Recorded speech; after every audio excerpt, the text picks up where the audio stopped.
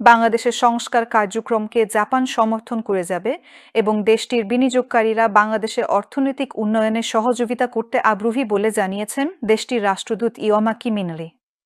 তিনি বলেন, জুলাই-আগস্ট মাসে গণআন্দোলনের পরও একটি জাপানি কোম্পানিও বাংলাদেশ ছেড়ে যায়নি। তারা এখানে থাকার ব্যাপারে প্রতিশ্রুতিবদ্ধ বলে জানান তিনি। বুধবার ঢাকার রাষ্ট্রীয় অতিথি ভবন যমুনায় প্রধান উপদেষ্টা ডক্টর মুহাম্মদ ইউনূসের সঙ্গে বিদায়ী সাক্ষাতে এলে রাষ্ট্রদূত এ মন্তব্য করেন। রাষ্ট্রদূত কিমিনলি অধ্যাপক ইউনূসের নেতৃত্বের প্রশংসা করে বলেন, তার সরকার শান্তি ও স্থিতিশীলতা, অর্থনৈতিক সহযোগিতা এবং মানুষের সম্পর্ক গড়ে তোলার ৩টি স্তম্ভে বাংলাদেশের সঙ্গে সম্পর্ক আরও সুদৃঢ় করবে। আমরা এই ৩টি স্তম্ভের সর্বোচ্চ সহযোগিতা করব বলে উল্লেখ করেন কিমিনলি। তিনি বাংলাদেশের অন্তর্বর্তী সরকারের নির্বাচন সহ অন্যান্য সংস্কার উদ্যোগে টোকিওর জোরালো সমর্থন পুনর্ব্যক্ত করেন।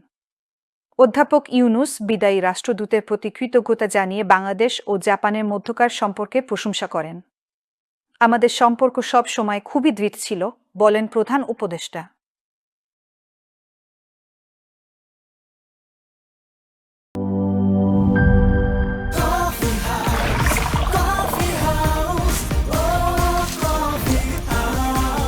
কফি হাউস, প্রতি চুমুকে আড্ডা জমে।